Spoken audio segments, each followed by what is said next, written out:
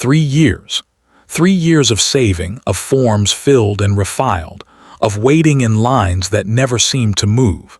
It took her stepmother exactly 30 seconds to hand all of it to another woman's daughter and call it a gift. "To my daughter," her father said, raising his glass. "The one who never gives up." He did not know whose future was actually inside that toast. He did not know he was celebrating a theft. Somewhere in the dark, in a room she no longer trusted, a girl lay awake with an empty pillow and a promise nobody had heard her make yet. If you've ever had something you built with your own 2 hands taken by the very people who were supposed to protect you, stay with this one till the end. Hit subscribe right now, because what happens to her 5 years later is going to make you sit up straight. This is the story of Ifeoma Nwosu. Ifeoma was born in the small town of Igbera, in a house with a corrugated roof that sang whenever the rain fell hard enough, which in that part of the country was often. Her mother, Ngozi, had died when Ifeoma was 11, a fever that arrived in the dry season and refused every remedy the local clinic offered. Ifeoma remembered her mother mostly in fragments now, the smell of her wrapper, the particular way she hummed while grinding pepper, the sound of her voice saying, "A woman who plans quietly finishes loudly."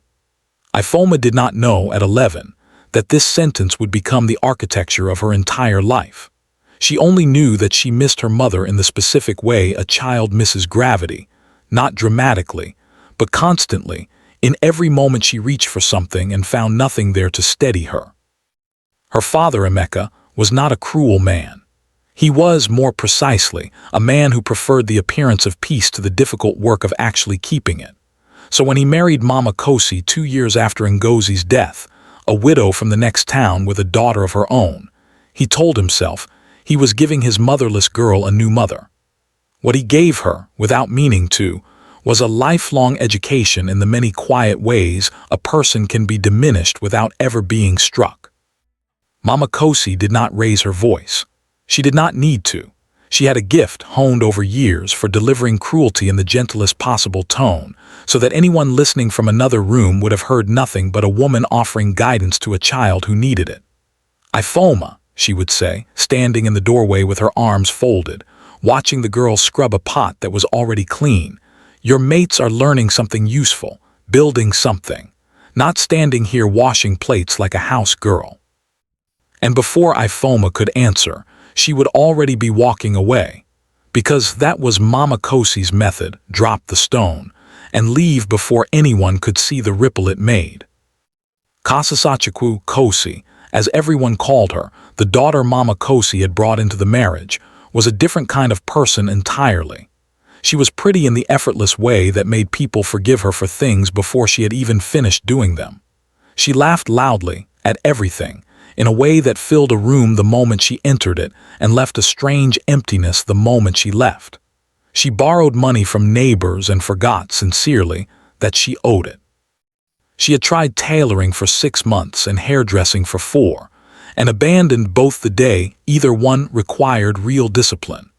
She had a boyfriend in Port Harcourt who sent her money that vanished before it had time to grow warm in her hand. Ifeoma and Kosi shared a room the way stepsisters in a modest house often do, and at night Kosi would talk about leaving. "I need to get out of this country, Ifeoma, honestly, Canada, America, anywhere that isn't here." She would say it staring at the ceiling as though the ceiling had personally wronged her. And you just sit there with your notebook. Work, work, work, as if life is only about working. Ifeoma would close her notebook without answering, because she had learned that some conversations were not actually invitations to speak. They were performances that required only an audience. She turned off her reading light and lay in the dark, already planning, quietly, the way she did everything. Ifeoma had been trading since she was 15. First it was groundnuts and pepper at the roadside stall near the primary school, then imported fabric she sold by the yard to women in the compound and the surrounding streets. She kept her savings folded inside a Ziploc bag tucked into the lining of an old handbag her mother had left her, not because she thought anyone would steal from her directly, but because that bag was the one object in the house that still felt entirely, uncomplicatedly hers. She took a weekend computer class. She took a bookkeeping course at the community center on a back road. She told almost no one. She simply did these things quietly before sunrise between market runs. After the evening cooking was finished, the way water finds its way into ground that looks, from the outside, completely dry. The neighbors noticed, of course. Neighbors always do. Mama Yude stopped her once at the borehole. "Ifeoma, how is market?" "Fine, ma, small, but fine. I was telling my husband only yesterday you carry yourself well, respectful, hardworking. Your mother trained you before God took her." "Thank you, ma. God sees you, my daughter, just keep going." These small compliments always found their way back to Mama Kosi eventually. The way water always finds the lowest point in a room, and every one of them landed in her ears like a private insult, because the child everyone praised in the market was not her own. One evening at dinner, Papa Emeka mentioned almost carelessly that Elder Achara had spoken well of Ifeoma at the town union meeting, said she had good character, said people were noticing her hustle.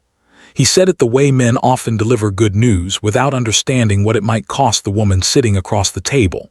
Mama Kosi smiled, the practiced smile she kept in reserve for exactly these moments. "Yes, Ifeoma tries," she said. "Not we are proud of her, not she is doing well." Just enough warmth to seem agreeable, and not one syllable more. Ifeoma ate quietly and said nothing, because she had learned long ago that some silences protected you and some silences cost you, and the trick of surviving in that house was knowing, instantly, which was which. Papa Emeka saw a clean house and food on the table and told himself that meant things were in order. He did not see how his wife's tone shifted the second his back was turned. He did not notice how Ifeoma's portion at dinner had, over the years, grown quietly smaller. A father who avoids conflict does not keep the peace. He only postpones the reckoning. It took Ifeoma 3 years to build her file. 3 years of saving, 3 years of forms filled out incorrectly and returned to be filled out again. Of visiting the travel consultancy on Douglas Road so many times that the woman at the front desk stopped asking her name. 3 years of collecting every requested document, bank statements, invitation letters, proof of business, passport photographs, and keeping them inside a brown envelope. She guarded the way other people guard their own heartbeat, because to her, that envelope was her heartbeat. The opportunity was a skilled trader exchange program, legitimate, sponsored, connecting small business owners across West Africa to a structured mentorship placement in Canada. A regular customer at her fabric stall, a woman who imported from Cotonou, had first told her about it. Ifeoma followed every instruction, attended every interview, submitted every document twice to be certain, and waited. When the approval letter finally arrived, she read it 4 times before she allowed herself to cry. And then she made, in hindsight, the only real mistake of the entire 3 years.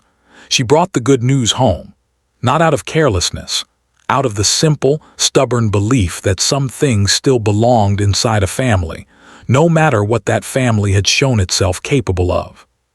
She told her father first, laying the letter flat on the table in front of him, smoothing its corners with her palm as though it might still change its mind. "Papa, my visa came through the program, I've been approved." He looked up, and for a moment his eyes were genuinely warm. "Ifeoma, this is a good thing, a very good thing. 3 years, Papa, I've been working toward this for 3 years. Your mother would have been proud of you." She held onto those 7 words the way a person holds onto the one warm stone in a cold river. Mama Kosi appeared in the doorway. She had been listening the way she always was. "What is happening? What letter is that?" "Ifeoma's visa has been approved. She's traveling to Canada." "Is that so?" A pause, thin as paper. "Congratulations, Ifeoma." Ifeoma should have noticed that the smile did not reach the eyes above it. She did not notice. She was too full of 3 years of waiting to notice anything else. That night she slept with the envelope tucked beneath her pillow, one hand resting on it even in sleep. By morning it was gone. She checked the mattress. She checked the floor. She pulled the sheets off entirely and shook out every fold, hands trembling harder with every fruitless search, until the truth arrived, quiet, complete, and impossible to argue with. Kosi's side of the room was empty. Kosi's bag was gone.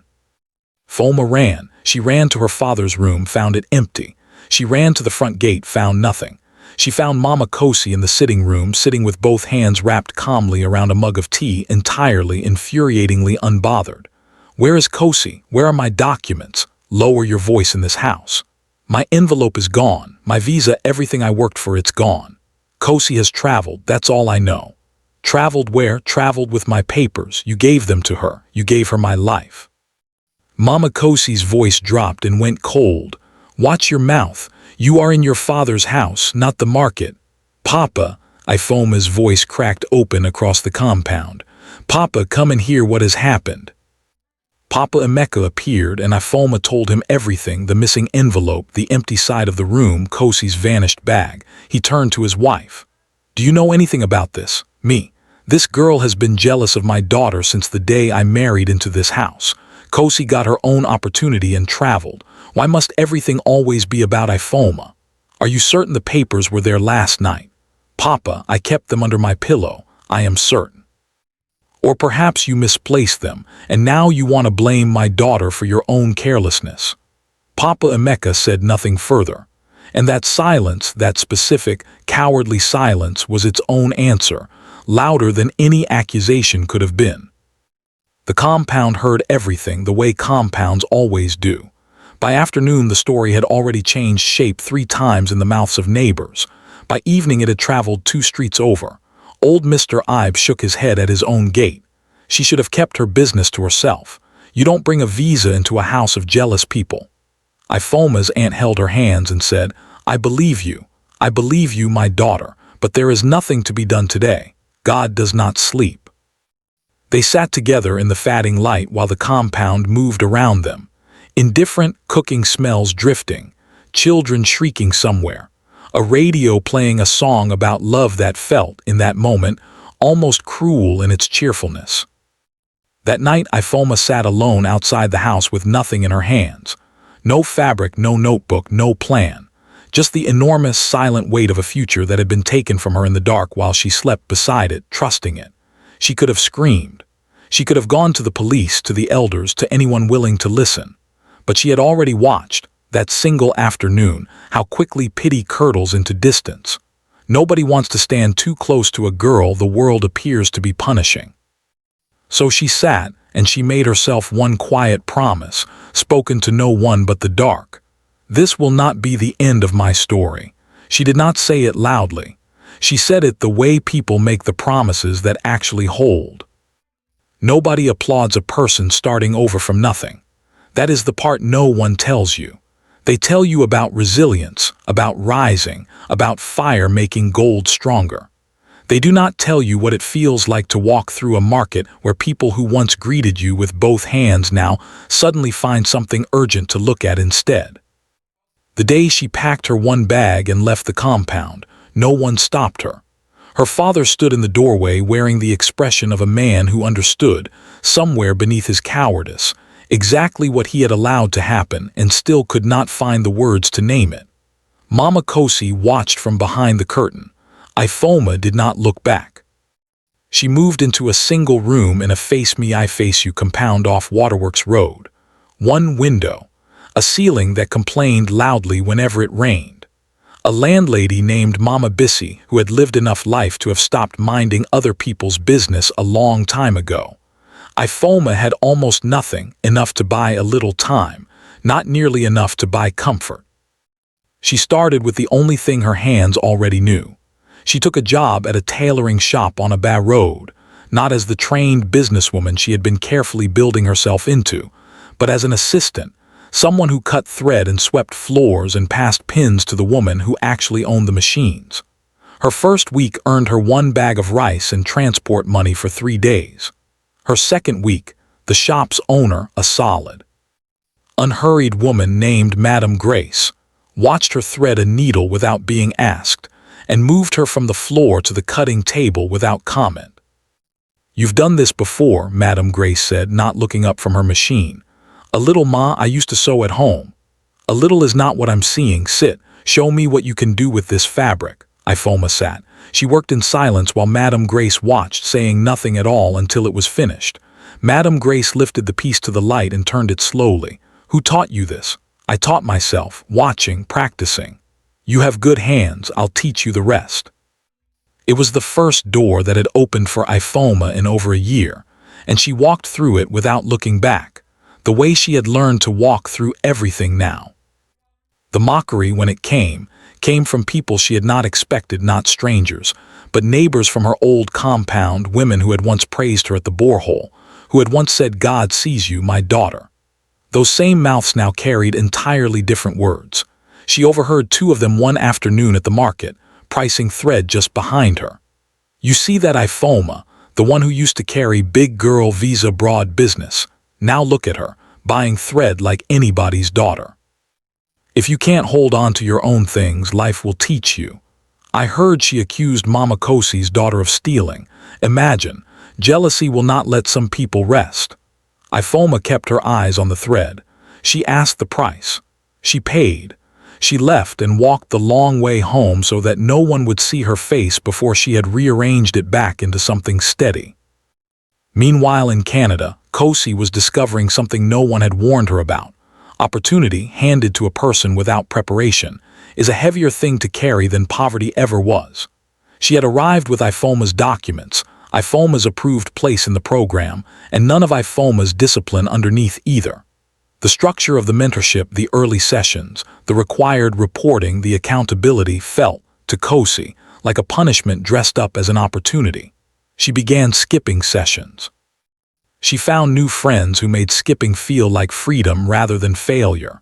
The stipend meant for her upkeep went toward things that had nothing to do with upkeep at all.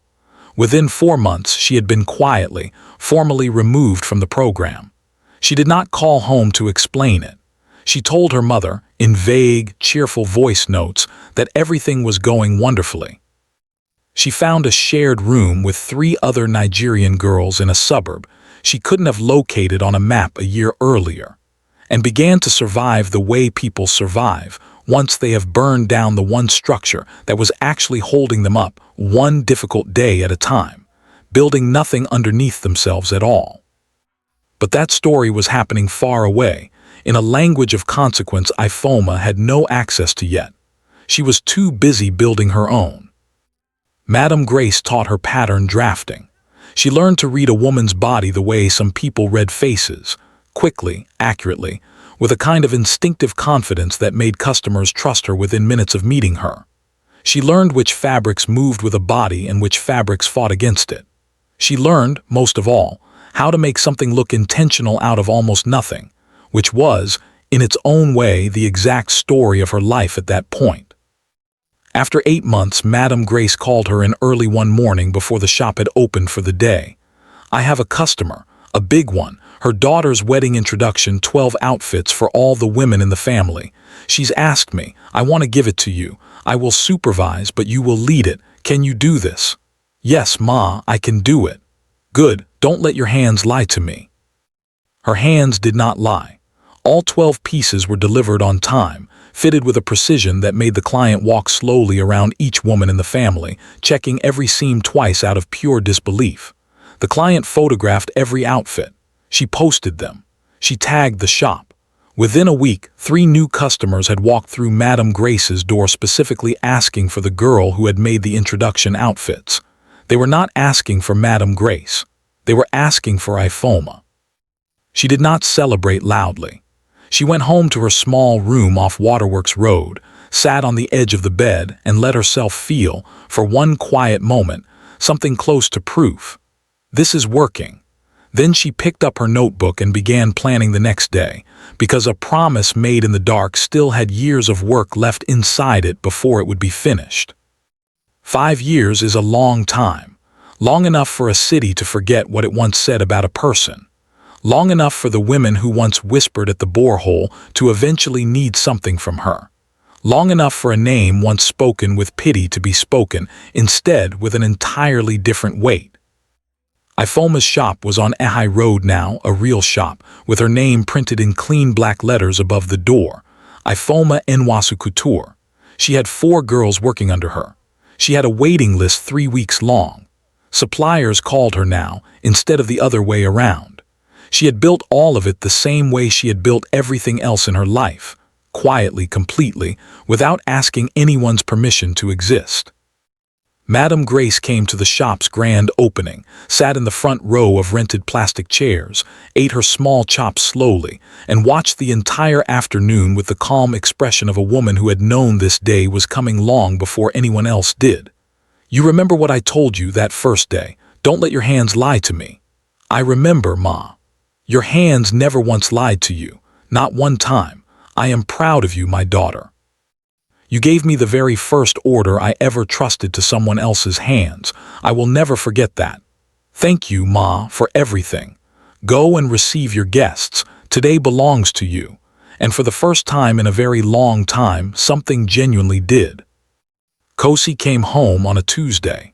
No announcement, no phone call beforehand, only a taxi pulling up outside the old family compound, one bag in the back seat, and a face that had aged in ways that had nothing at all to do with the years themselves. Canada had not been kind in the end. When the program collapsed beneath her, Kosi had spent nearly 2 more years trying to hold herself together in a country with no particular interest in helping her do so. She worked small jobs that never lasted. She moved rooms 3 separate times. She borrowed money she had no real plan of repaying. She carried every single day the quiet exhaustion of a woman living a life that had never actually belonged to her, wearing it like a coat 2 sizes too heavy, until she simply could not pretend to carry it any further. She came home empty. And worse than empty, she came home already knowing it. Mama Kosi had aged too. The compound looked somehow smaller than Ifeoma remembered it.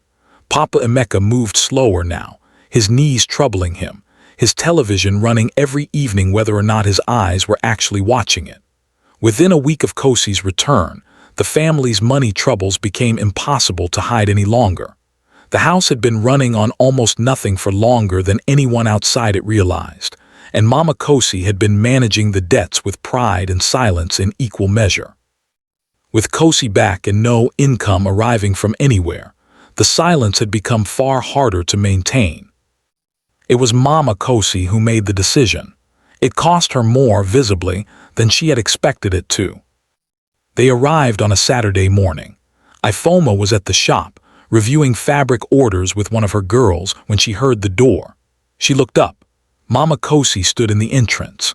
Kosi stood slightly behind her, smaller than Ifeoma remembered, eyes fixed on the floor, hands folded in front of her like someone waiting to hear a verdict already decided. Ifeoma's assistant glanced between the 3 of them and quietly found somewhere else in the shop to be. Ifeoma set her papers down. She did not move toward them. She did not move away either. "Ifeoma, we've come to see you." "I can see that. Sit down." She herself remained standing, not to dominate the room, but because her hands needed something to do and the fabric orders were still spread across the table in front of her.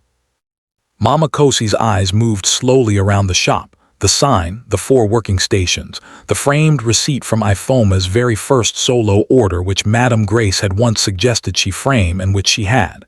Something crossed Mama Kosi's face that was not quite guilt.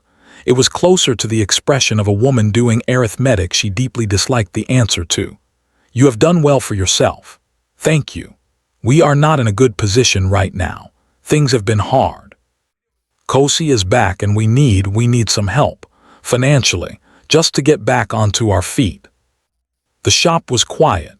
Outside, Ehai Road carried on around them exactly as it always did, a radio playing somewhere, a woman calling out fabric prices, life simply continuing, entirely uninterested in pausing for anyone's reckoning. Ifeoma looked at Mama Kosi, then at Kosi, who had not lifted her eyes once since sitting down. Then she looked at the framed receipt on her own wall.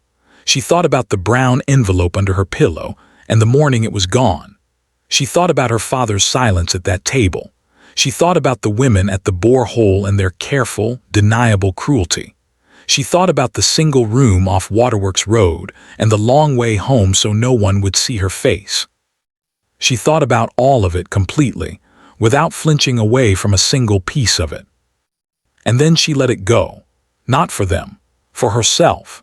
Because she had learned across 5 extremely difficult years that bitterness is the only prison a person builds with her own hands and then quietly agrees to keep living inside. She pulled out a chair and sat down across from them. Her voice, when it finally came, was calm and entirely clear. "I'm not going to give you money." Mama Kosi's jaw tightened. "Not because I can't, because that isn't what either of us actually needs from this moment. So you want to humiliate us after everything? I did not invite you into my shop, Ma. You came here, and I am speaking to you with more respect than this moment requires of me. Please hear me. What was done to me was wrong. You know it. I know it. Everyone in that compound has always known it. That is not why I built this place. But I will not write you a check over it either, as if money could fold the whole thing up neatly and put it away somewhere out of sight." Kosi spoke, barely above a whisper, still not raising her eyes. "Ifeoma, I'm sorry." The shop held that sentence for a long, heavy moment. Ifeoma looked at her stepsister fully for the first time since they had sat down. "I know that you are." Kosi's eyes finally rose, red-rimmed. "I didn't mean it wasn't supposed to go this way. It doesn't matter now what it was supposed to do. What's done is done, and you've already lived the consequence of it in full. I don't need to add anything more to what you're already carrying." Ifeoma stood, smoothed the front of her fabric, walked to the door and held it open, not in anger but with the quiet, unmistakable steadiness of a woman who knew precisely where her own boundaries sat and had paid in full for every single one of them. "I hope things get better for your family. I genuinely mean that, but I cannot be the one to fix it. That chapter of my life is closed." Mama Kosi walked out first. Kosi followed, and at the doorway she paused, turning back for one last look at Ifeoma, at the shop, at the name printed in clean black letters above the door. Ifeoma stood alone in her shop for a moment afterward. No anger, no tears, not even relief. Only the deep, settled stillness of a woman who had walked through fire on purpose and come out the other side knowing, with complete certainty, exactly who she was. She went back to her fabric orders. She picked up her pen. She kept working the way she always had, the way she fully intended to keep working for the rest of her life. A stolen visa had once taken everything from her in a single night. It had not taken the one thing that actually mattered. And that, in the end, was the whole story anyone needed to understand about Ifeoma Nwosu. Not that she lost everything, but that losing everything was never actually the same thing as losing herself. If you followed Ifeoma's story all the way to the end, I want you to know I see you and I appreciate you. Please take a moment right now to subscribe and join our growing family of story lovers so you never miss the next one. And before you go, there's another powerful story waiting on your screen right now. Go ahead, watch it. I promise you it's worth your time.